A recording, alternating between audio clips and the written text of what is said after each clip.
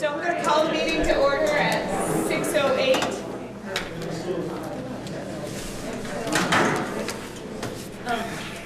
Would one of the executive committee members like to keep me on track of time? I would be happy to do so. Thank you. All right. Okay. Is there any public comment? Yes. In looking in the minutes from the last meeting, October 25th, on page 2, it says Andy Letourneau mentioned that carousel format will not work when discussing the budgets, as you are not able to attend your local meeting and the Mount Aid meeting.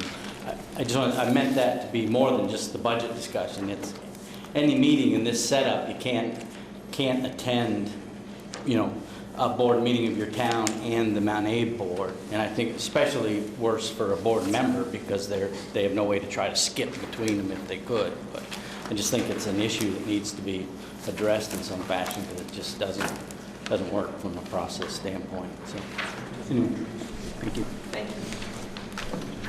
Anyone else? All right. I just wanted to let you know, I should have done this first, but we have listed on the agenda that executive session is anticipated.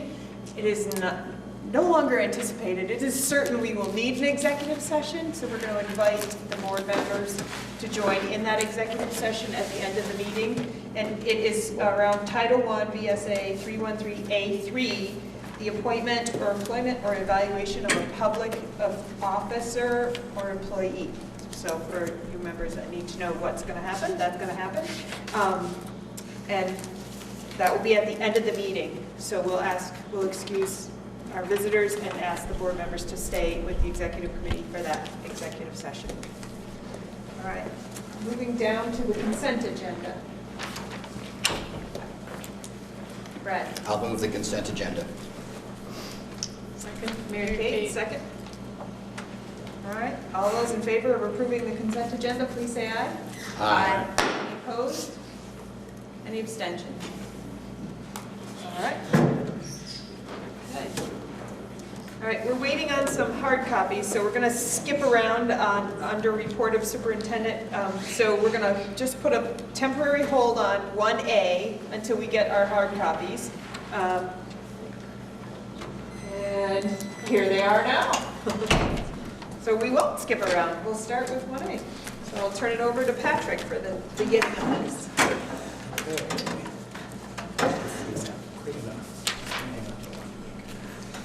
So relative to the vision statement for ANESU, small working group of, I think, 5 folks. Mary Kate, Allison Sturdivant, who's right here, Ed McGuire, Don Griswold, and Nancy Cornell have met along with Katrina and I. And one of our meetings also had our strategic plan consultant with us as well.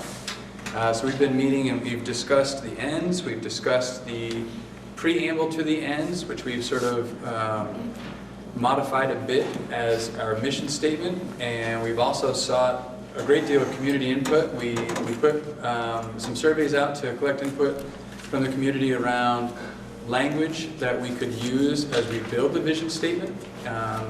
And we use that information to produce a few vision statements for people to give us some feedback on, to see which of the vision statements were most popular with the community and the students, and the faculty and staff as well.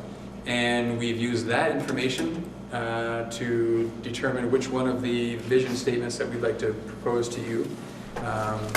And we also have the mission statement to propose. So the proposal from this work group to the executive committee is that the ends language stay as it is now. That might be something, that might be work to do in the future, but as it stands right now, it's not limiting to the work that we're looking to do in strategic planning, so that should remain as it is. We have a mission statement. I don't know, are there some of these circulating through the audience? Okay. Let me read what the mission statement is, and then I'll read the vision statement. So the proposed mission statement, and essentially all of this language comes from either the preamble to the ends or language that's embedded within the ends itself. So the mission statement would read, our school system educates the children of our five-town community to become lifelong learners, their personal best, and responsible and informed citizens of their local and global community. And the vision statement that we're recommending is shaping our future together. And that was based on the information that we collected from the community and students and faculty and staff. Rebecca? I'm curious, just with our community response, what type of community response do we get? And can you talk a little bit about which words specifically were some of the key ones that came back from the community within the vision statement? Sure. So, and Katrina, you may still have, if you're in the room, have some of the particulars. But the response was, we had about 250 or more responses. So here we go. 265 responses to this last round. I think it was actually a little higher the first time when we put it out there and we asked for, just give us some words or phrases that would be important as we're building this. So I think we had actually a little over 300 people the first time. The second time around it was 265 people. And there was essentially a tie between two of the vision statements that we put out. The tie was between the 5 towns, 6 schools, 1 future, and shaping our future together. They were within 1 or 2 votes of one another, so we considered that sort of a tie. As we thought about the intent of a vision statement being sort of our North Star and guiding language for the work we do with students, we decided that shaping our future together was it offered sort of the clarity of a North Star a little more so than 5 towns, 6 schools, 1 future. And so that was essentially what leaned us toward selecting shaping our future together.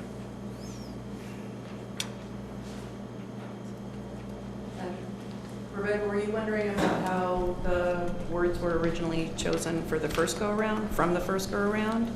I was Essentially interested the start of in the which process. of those words were key because it's Right. hard to tell.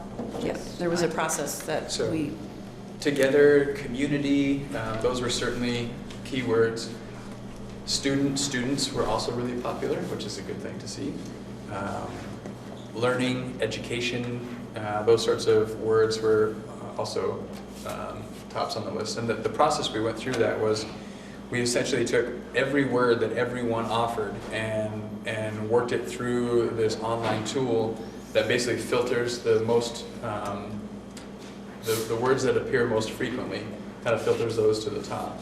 And we looked at a variation. We looked at the top 5, the top 10, the top 25, the top 50 to try and get a sense of how does that list change as we expand those top words. And as best we could, we took some of those most popular words and built in either the words themselves or the concept those words referred to into a statement that ideally would act as our North Star and blend in those concepts. Right. Patrick, I know I've kind of touched on this before, and I'm still a little vague as to how the strategic plan and the ends and all the work that's being done in the Policy and Governance Committee as far as interpretation of ends and evidentiary projections of what the monitoring of those ends will.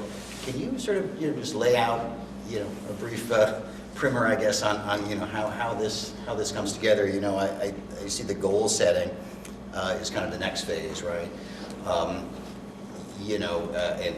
we've been, again, I kind of get back to the ends monitoring and all the evidence that we've been hearing about that seems to be goal setting and granularity as well. Where does, how does this all fit together? Sure. So the vision, mission, ends are really, that's the board work that gives us, that's what we're striving to achieve. And the strategic planning process is sort of the plan that we actually work to try and realize these ends. And for me, the goal setting is that's where it translates, given the vision, mission, and ends, what are some broad goals that we could create that would help us to achieve those or work in that direction? Those goals then essentially create the formation of these strategic plan work groups that then create some very clear objectives to work toward those goals and some action steps complete with metrics to measure their progress toward those goals, those objectives and those goals, all pointing towards that vision, mission, and ends. If you visualize it as a pyramid with the ends still be on top, would this be under the ends?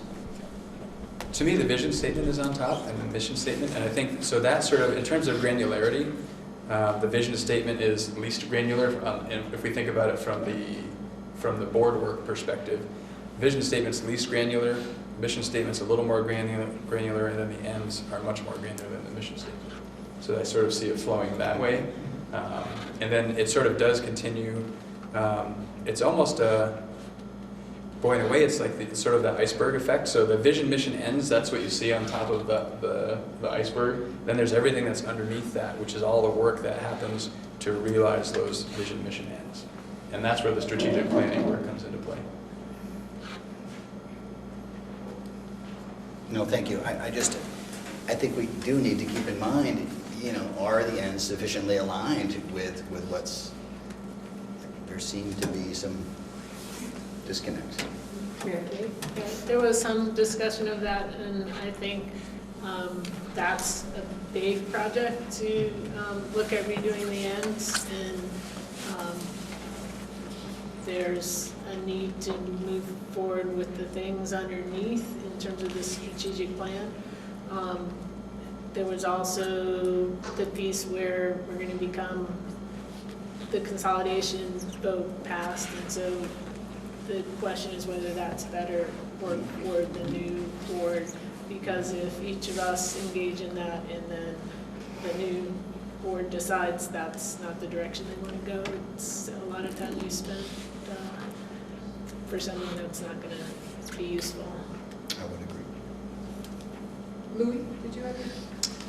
I was just going to say, I agree that the ends will require tweaking and clarifying, I think, down the road.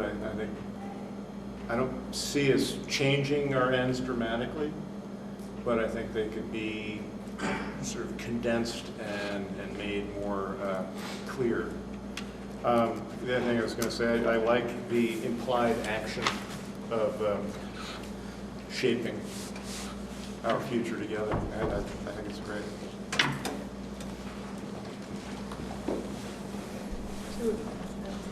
The executive committee has no further comment. I'm just going to check. Do any other board members have comments about what they're seeing?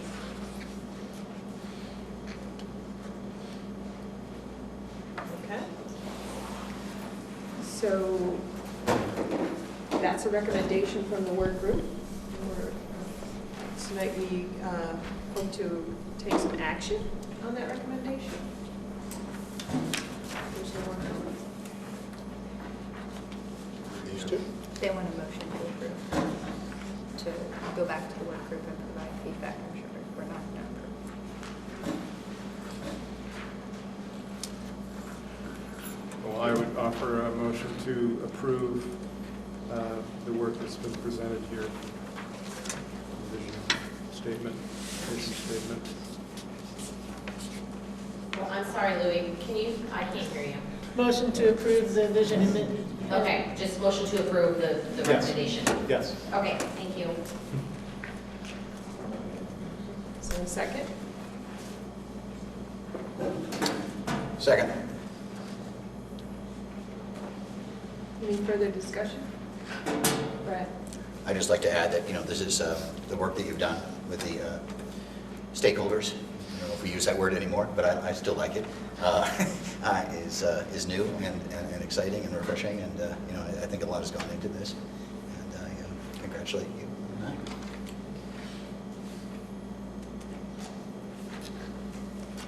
Nancy? Can I just ask everyone up there to speak up? We're some distance from you, and it's very hard to hear you. Thanks. Why are you so far away? I don't know. Closer. All right. Any further discussion? All those in favor of approving the recommendation of the Vision Work Group and the work presented, please say aye. Aye. Any opposed? Any abstentions? All right. Okay. Moving on. the financial report. Is included in the packet. Any highlights? Anything you need to share? Nope, just can answer any questions that folks may have. Anyone have any questions?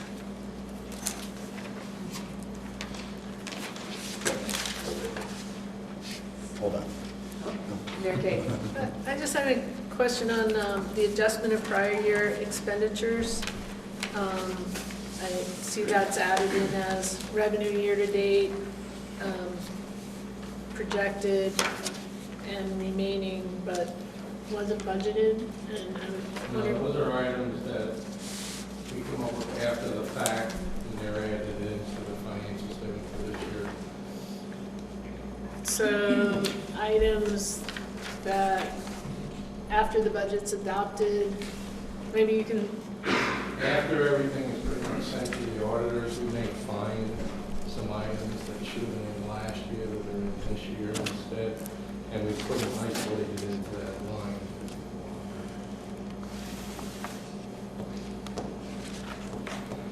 So it may have been a revenue item that was not picked up in 2015 and 16, now we're including it in 2016.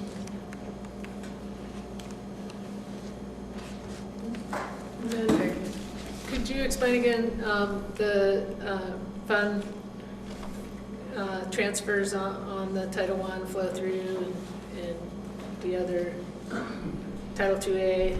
Okay, those are budgeted here in 01, but the expenses are shown and the revenue comes in and we'll record them in the individual funds that they relate to. So there's other funds besides the 01 fund. What we have here is just the 01 fund, which is what you're giving every time. The 01 fund is the general fund for the A&E.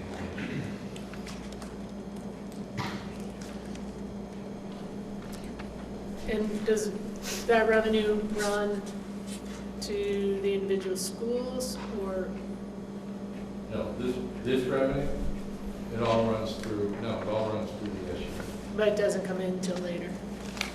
All this remaining revenue, Howard. It doesn't come in until later, some of it,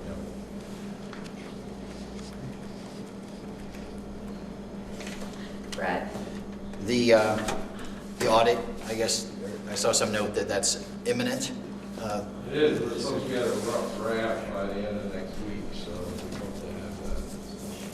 And at that point, would the F-16 fund balance of 383 representing about a 5% variance, would that be booked? Correct. Yeah. And every year I ask, is 5% within the generally accepted accounting practices for a public entity? General accepted accounting practice for budgeting, it's how. Howard, they can't hear you. Can you turn around and face them? Because they can't hear you at all. There's no such thing as a general accepted accounting practice for that. It's how close you can budget.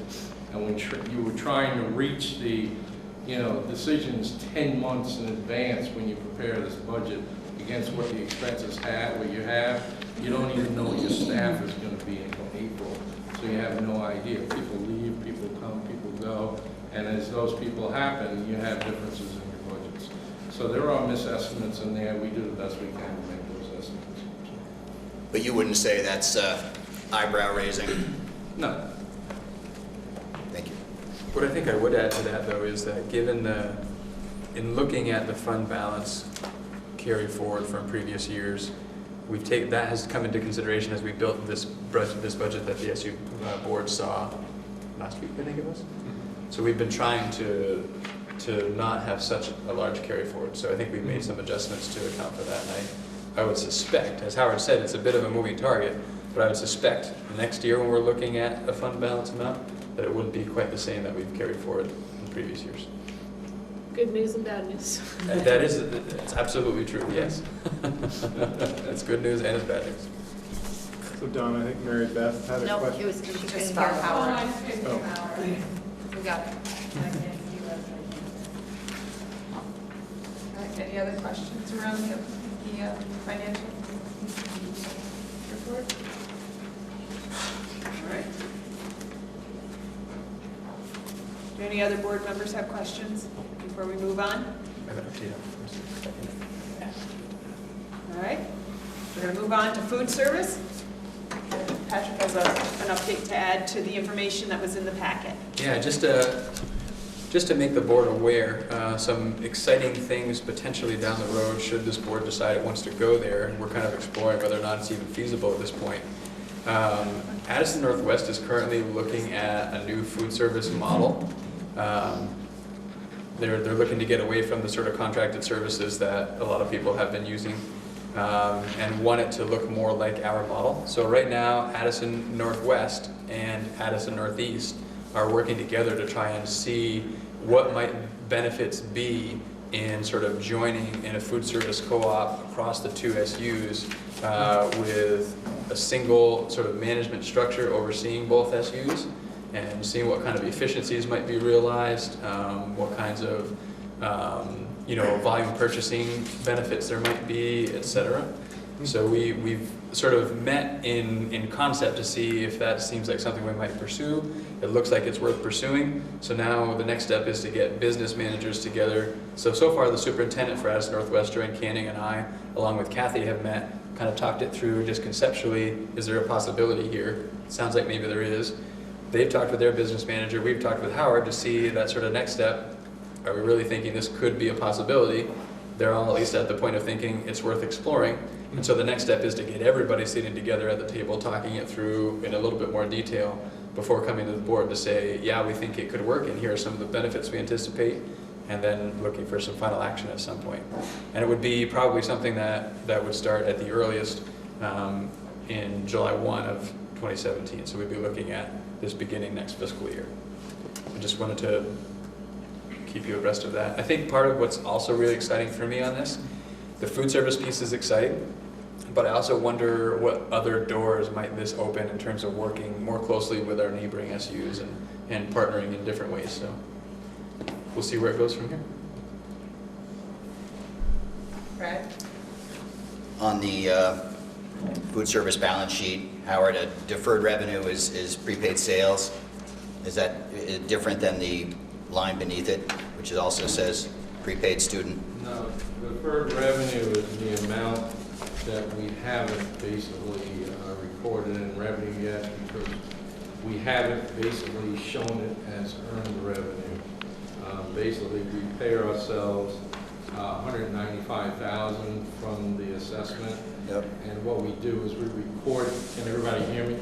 We record that pro rata over time. So we do it monthly. So the $195,000 comes in pro rata per month, and we still have $148,000 to get to remove from the liabilities and to put into revenue. Perfect. Any other questions? Board members have any other questions around food service? All right, gonna keep moving along. Update on the strategic planning was included in the packet. Any questions? Board members have any questions? All right.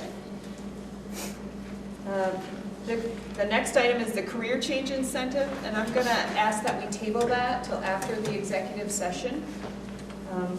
And if there's any action to be taken, it'd be taken after executive session. Moving now down to the report of the board, board management delegation, the discussion around C3.4, monitoring superintendent's performance. The Policy and Governance Committee presents the interpretation of the policy and the metrics for feedback. Some boards may have already given feedback. There was some confusion. We're not sure that everybody is on the same, in the same spot. So, and I know the executive committee has not taken any action on it. They've seen it, but and some of the feedbacks come through back to the Policy and Governance Committee to make the changes. So this is just so we can finalize the details. Are there any questions around the interpretations?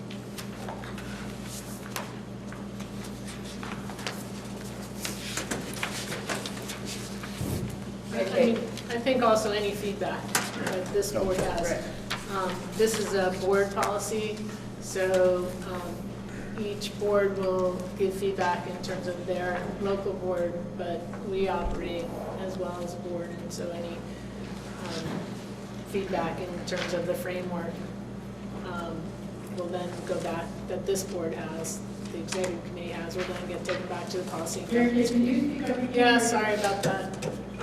This is a board policy, so each local board will give feedback to take to the policy governance committee, and then there may be modifications to this based on that. This committee also operates as a board, and so we will be monitoring our work as a board, and so any feedback that this committee has, this would be the time to give that feedback to take back to the policy governance committee.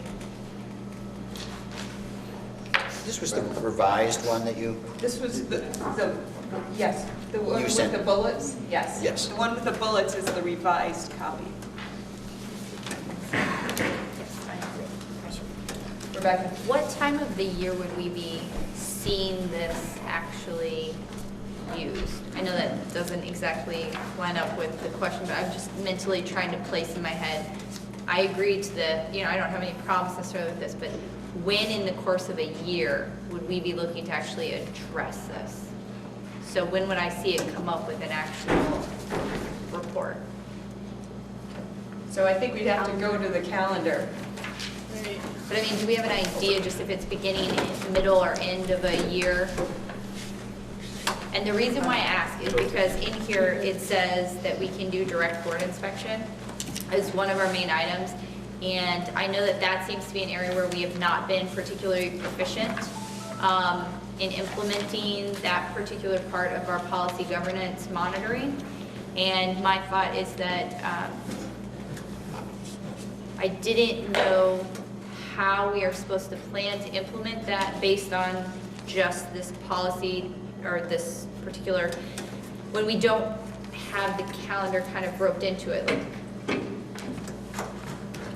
does that make sense that I'm just having trouble understanding how we will implement it? Because if I like it and I approve it, how do we go about knowing when we'd have to develop that kind of board function so that we can do these things in enough time? and if I could add, it needs to be aligned with the superintendent's contract rollover date. Obviously, it would be nice to do this before the contract is renewed. So, Pulling out. yeah, he's getting the calendar So up there. So the calendar I have is the work calendar, and this monitoring report is intended to be completed either the January meeting, depending on edits, but at the latest the February meeting. So this it'd be- year, we would either do it in January or February. That's when the actual monitoring report would be completed. So the intent would be, and so it's sort of interesting, the intent would be at the December meeting for the draft of the monitoring report to be presented. The completed report. So right now we're just looking at the interpretation. So once the interpretation is confirmed, which now actually won't happen until the December meeting, so it might get pushed back a little bit. But then at either the December or January meetings, we'll have to have a conversation about the schedule, probably at the Policy and Governance Committee, to see if that's still the right timeline or not. The first draft of the report will be presented, and then feedback will be given from local boards back to the Executive Committee, and the Executive Committee would accept the report. So to tie in with what Brad asked, and I'm sorry to kind of roll this, I'm just trying to mentally work out how this will actually work for us. When would we have to make decisions about renewing contracts for our superintendent in the future? Because it would make sense if this is done in enough time for the board to make a decision based on actual performance, as well as the contract that's already in existence. Mary Kate? Well, I think that's under the contract, probably in December, at least it was the last time around. But I do want to point out that this is the board policy for the process for monitoring the superintendent. how we monitor the superintendent is all of the monitoring reports that happen throughout the year. And some of those may be direct inspection or some other process, but this isn't the actual monitoring report of this. We're not actually going to monitor the superintendent's I guess my question is, so I've been on the board for a while now, and I still get confused about, and if I get confused, then I'm not doing a good job yet knowing that I can actually say whether or not I like something, because in order to like it, I need to know that it's going to implement well and that we're going to be able to use it effectively for what it's there for. And so that's what I'm trying to understand. And so for my mind, the words on the page do not bother me in the slightest, but I'm just having trouble to know how all of this is going to play out in the course of a year so that we're able to make good decisions as a board to be able to gather this evidence in a timely fashion with all the other work we have going on, or however we choose to do it, and get the information in enough time while we're still reviewing all these other things, and then be able to give that information back to the board as a whole and make decisions that are supposed to be the purpose of having this review anyway. So that's where I'm just falling a little short, and I knew that it might be the perfect time to talk about it. You can tell me that, and I can wait, and somebody can give me a primer some other time if everybody else gets it other than me, but time-wise, I'm just so confused how our reviews with policy governance are allowing us to actually do this year too while we're, I think, I'm so just based on the fact that my understanding is a little different than Mary Kate's right now, to me speaks to the need for this to be a conversation at the Policy Governance Committee meeting and talk through this process and gain clarity ourselves and be able to express that clarity out. Okay, so I'm happy to just say that that would be something I would love to understand better. If anybody else agrees, that's great, and if not, I'll accept a personal tutorial if that's available. Always available.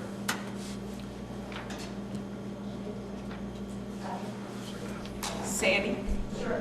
So, Rebecca, I'm trying to, being on the Policy Governance Committee and trying to look at all the various attachments that we look at to try to keep track of when things are supposed to be happening. I'm pretty sure at some point everyone received the AllBoard work plan, 2016-2017, the one that's got like all color-coded. I think I This remember one? seeing that. Yep. Yeah, so it's a long spreadsheet that you can scroll with different color and color coding.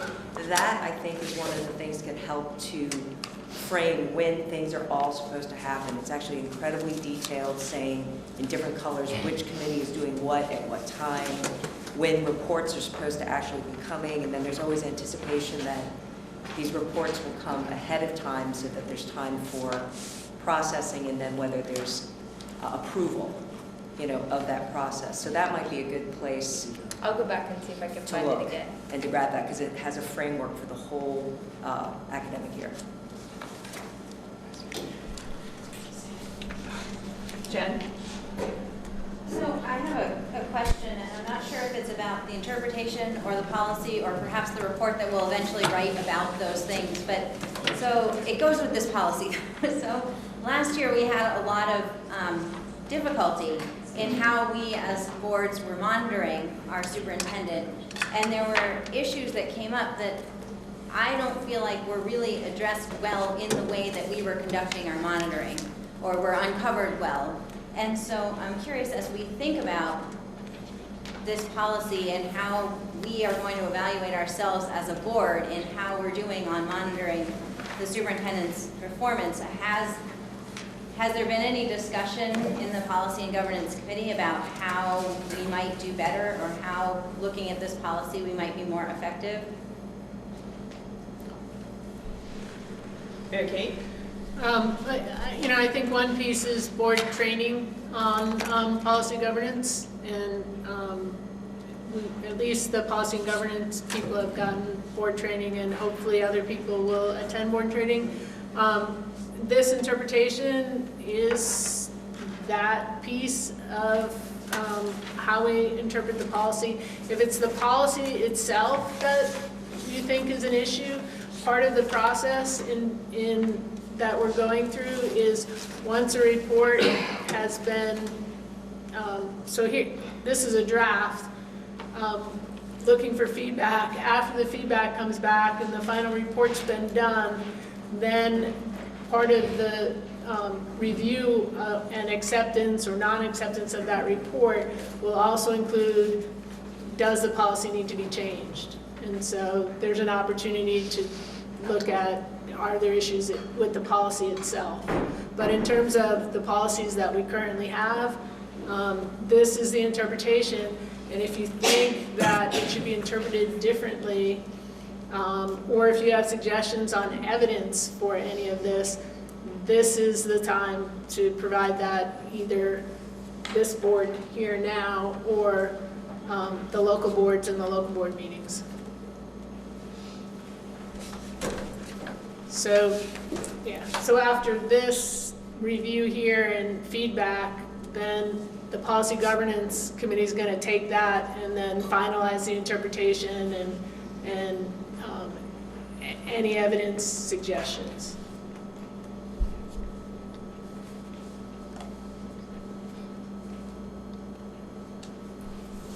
All right.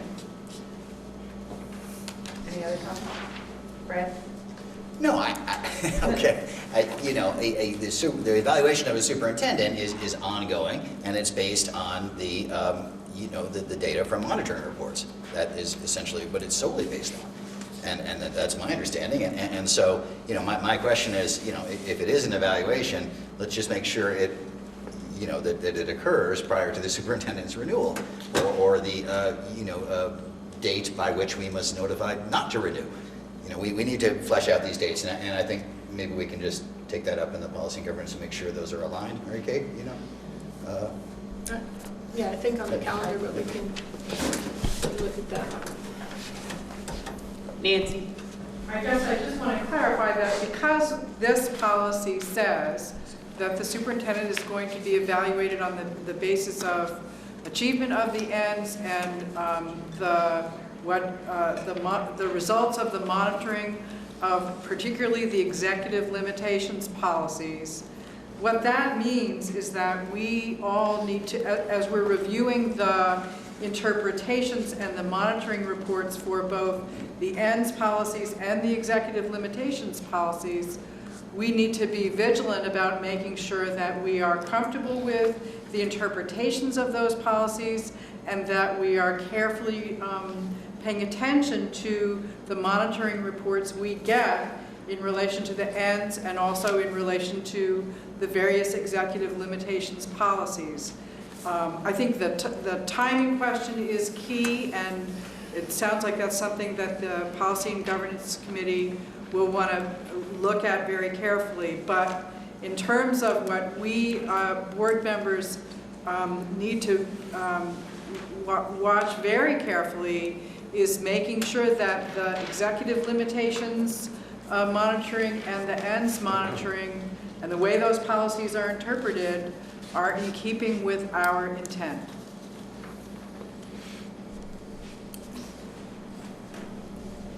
All right. So local, Benita?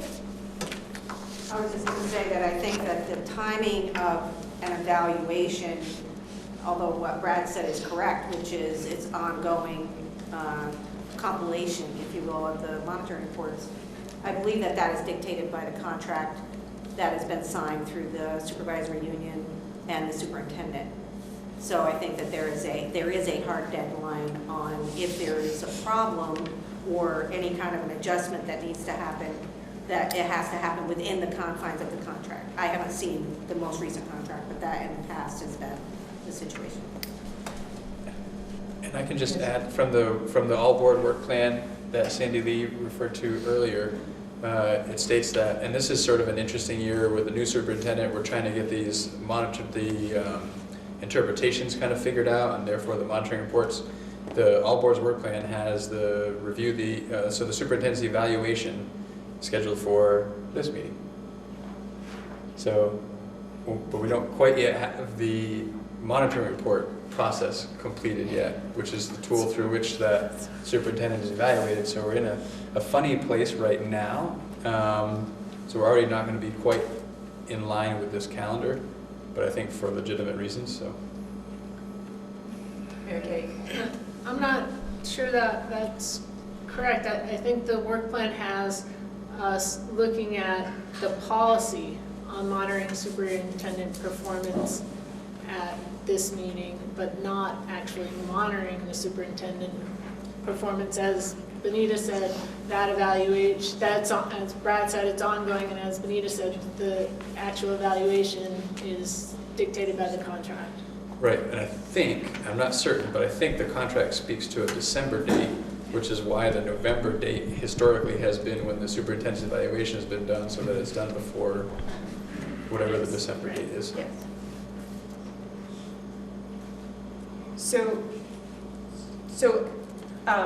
Local boards, when you have this discussion or you look at it with your local boards, if you have feedback, you can send it back through your policy and governance committee representative. They'll bring it back to the policy and governance, and then it'll be tweaked and then change, if needed there. So the same thing will happen for the next discussion item, which is 4.4. Same thing. If you have some feedback you want to give it through your policy and governance.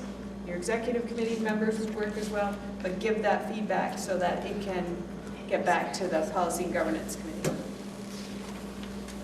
Okay, if there's no other questions on this, we'll move down to item number 2, governance process, and another discussion, C4.4, school board chair's role. Again, this is a presentation of the interpretations of the policy and the metrics for feedback. So if you have any questions or any information you need to have a discussion, now's the time to ask the questions. Any executive committee members with questions? I would just note with 4.4, I think that's the one that most of the boards have already looked at and given feedback and comment to. It just wasn't part of the executive committee's agenda. So you can check your individual board to see if that's already been done. And if not, go ahead and give the feedback. Okay. Any feedback here from the executive committee? Benita. I just have a kind of a process question, which is considering the consolidation of the board governance, is all of this work that's happening from the Policy and Governance Committee going to just simply move over as a whole? Or is this process going to have to get redone with the new board? I feel like this is a tremendous amount of work, and how does the transition happen? Mary Kate? Yeah, I think once that board's constituted, there'll need to be a discussion to see what that board wants to do. And depending on, 1, if they want to use policy governance, 2, if they want to create their own interpretations or want us to continue with this work, will help us inform how this work moves forward or doesn't.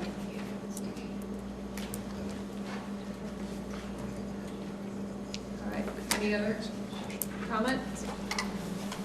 All right, the next item is the negotiations that was included in your packet. Are there any questions regarding the negotiations update? I just want to say that Kristen. we had to cancel our first meeting. It says on there we're supposed to meet last night, but due to the weather, the mediators couldn't come up from Albany. So we rescheduled the first negotiation meeting at Bristol Elementary School at 6:30 p.m. December 13th. So we haven't met yet due to weather, and hopefully it doesn't happen again. So thank you. Jen. Were there any handouts that were provided at the healthcare informational meeting that could be shared with people who weren't able to attend? I know Kristen picked up a bunch, so I would check with Kristen. I don't know how many she has left because there were members of the bargaining council who were not in attendance, so I would check with Kristen. Or email, electronic? There is a copy online. There is a copy online. I could send the email out. That'd probably be easier. And I'm pretty sure it talks about all the floor plans that are available in detail. So I can send it out.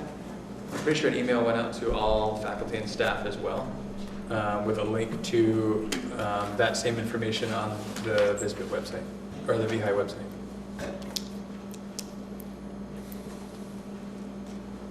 Okay. Moving on. Act 46 update was included in your packet. Are there any questions? Any questions out there? All right. Update on the Policy and Governance Committee, and that was included in your packet as well. Any questions from the Executive Committee? Other board members have questions?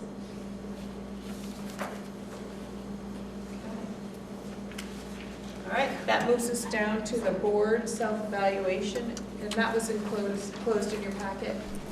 This was information presented to the Policy and Governance Committee about possible board self-evaluation forms that could be used. So it's presented for us to choose one, and then, give that one a try and see how it works for us.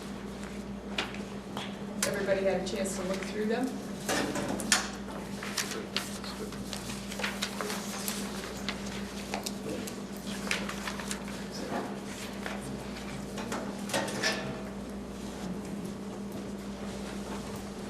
Anyone have any comments? Did the Policy and Governance Committee have a recommendation on which form to use? No. We didn't take that up, but Yeah. I don't think we did. Val provided these various Yeah. forms, and not every board needs to use the same form either, so local boards can decide which form they think will work best for them. But I think we should make a decision tonight about what we want to do for the executive committee.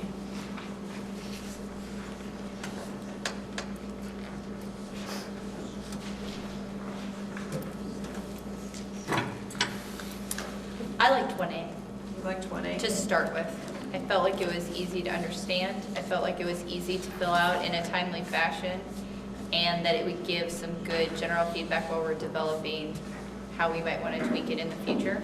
And it seems, from my experience of how feedback goes when we've done these in the past, in line with the level of feedback normally that we're willing to get anyway on a given board meeting. Did anyone else have a preference? That was the yes, no, that was the. This one right here, nothing high, in- low, yes, no. Nothing in between, And then the comments. right? Yes. I remember from the policy governance meeting we last had that Val Gardner had indicated what Mary Kay just said, that each individual board would decide what made sense for monitoring its own governance process under there's 4 self-governance process or whatever you call it. And then my question is the executive committee, do they do their own set of reports separate from the boards that they're part of? I put that out there because it's the first time I thought about it. Well, we've only done one, and the executive committee did present at the carousel meeting in August, and it was presented there, and then that was used as an example for local boards to, the interpretation stayed the same, but the evidence was then tweaked or created for their individual boards, so. Okay. Yes, Okay. it is the plan.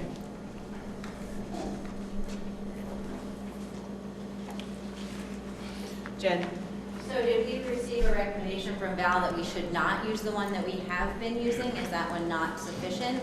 That we need to look at another one? Because I remember there was a lot of work that was done to create the one that we have been using. Mary Kate? There was no recommendation. If your board likes the one we've been using, then your board can decide to continue to use that one. These are just some other options that Mel provided.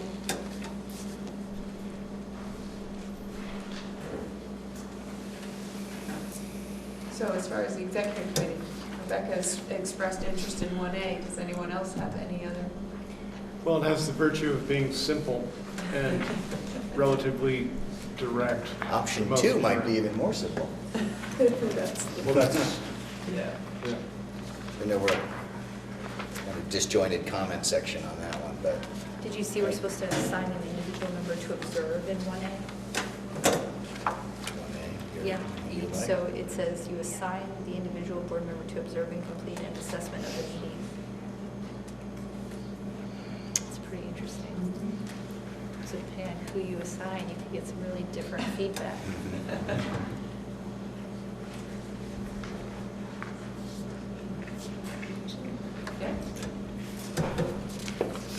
I mean, I was happy with the one we are using, right? It seemed to work fine. I mean, why change for change's sake, or what's the problem with it?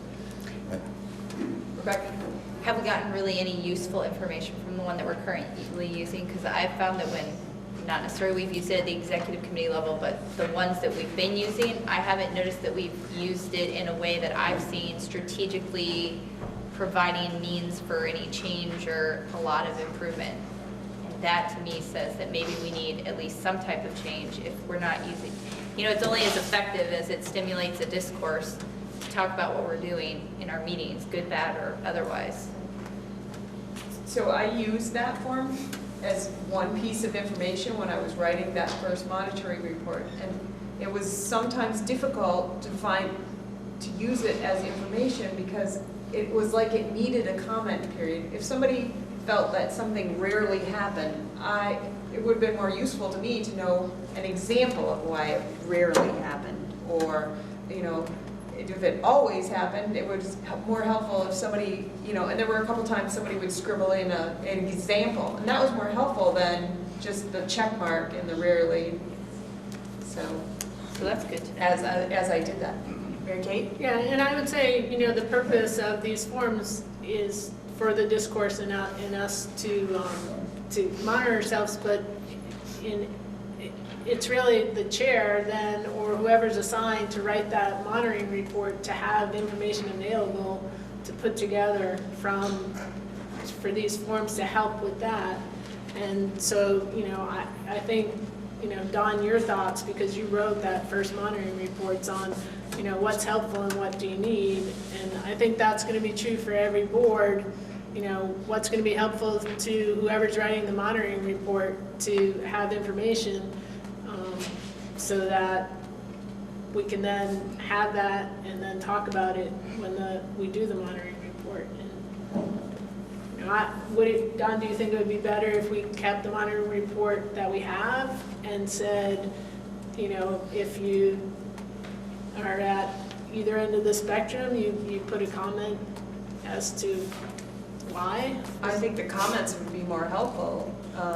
And if you're thinking about continuity, it would be, if we started, maybe that is a better, idea to continue for a while and see if it could work. But then the other side is, I think, well, it was only one, and maybe this would give more information and make it a little bit easier for the future ones.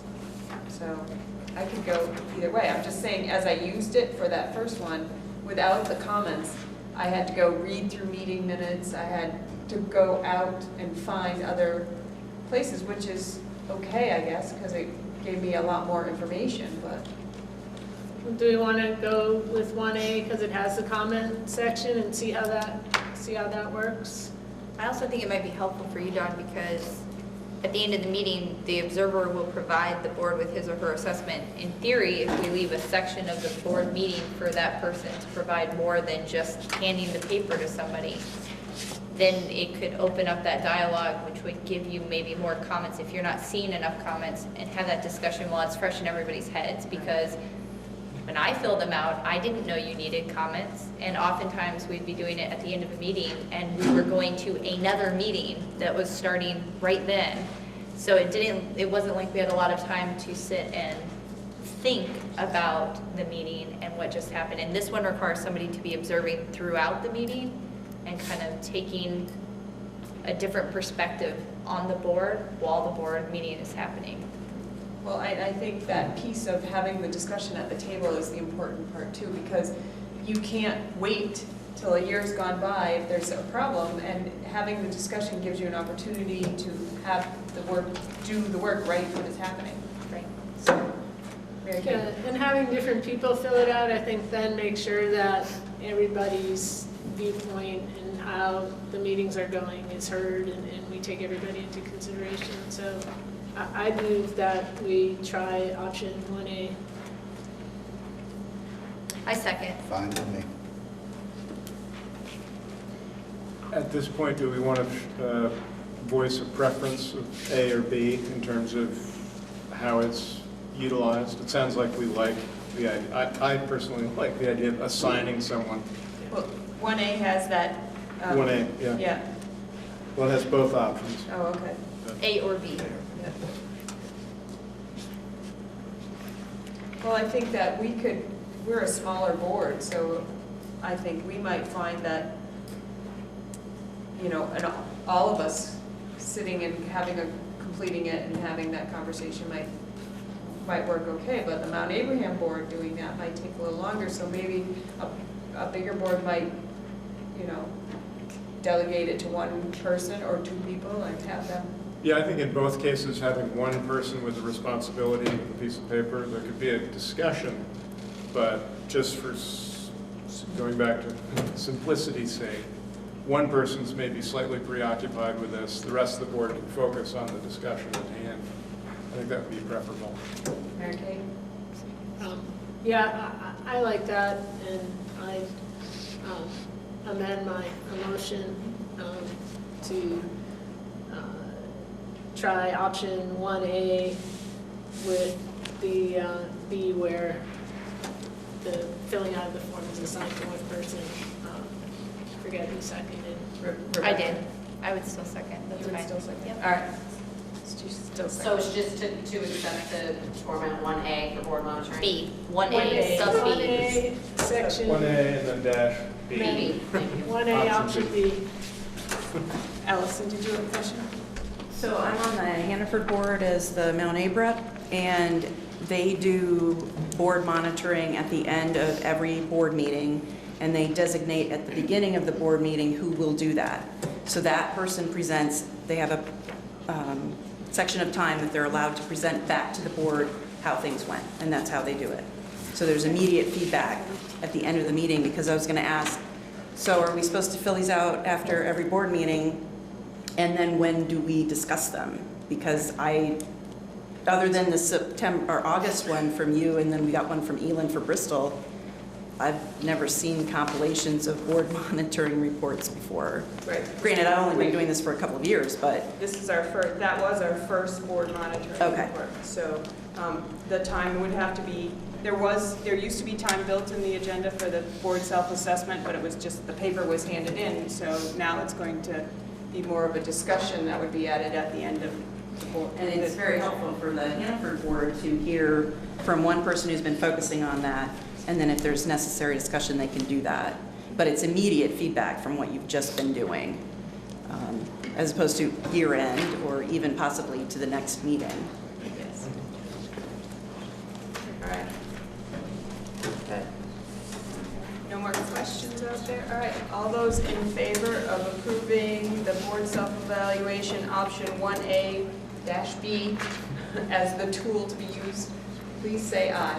Aye. Any opposed? Any abstentions? All right. So we're at the point in the agenda where we're going to need our executive session. So our guests, we have locations. So if you're attending a local board meeting, oh.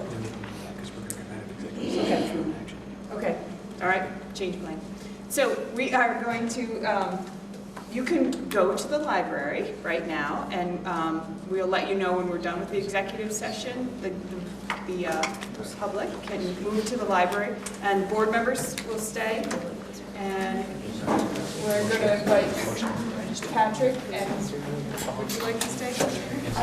And Howard? And board members to stay. Okay? All right. Do you want to make a motion? Yeah, we are. I'm just making sure I got everybody. All right, so I need a motion to go into executive session. Title I, BSA 313A3, the appointment or employment or evaluation of a public officer employee. So moved. Second. All right. At 7:08. All right, all those in favor of going into executive session, please say aye. Aye. Any opposed? Any abstentions? All right. Stand here.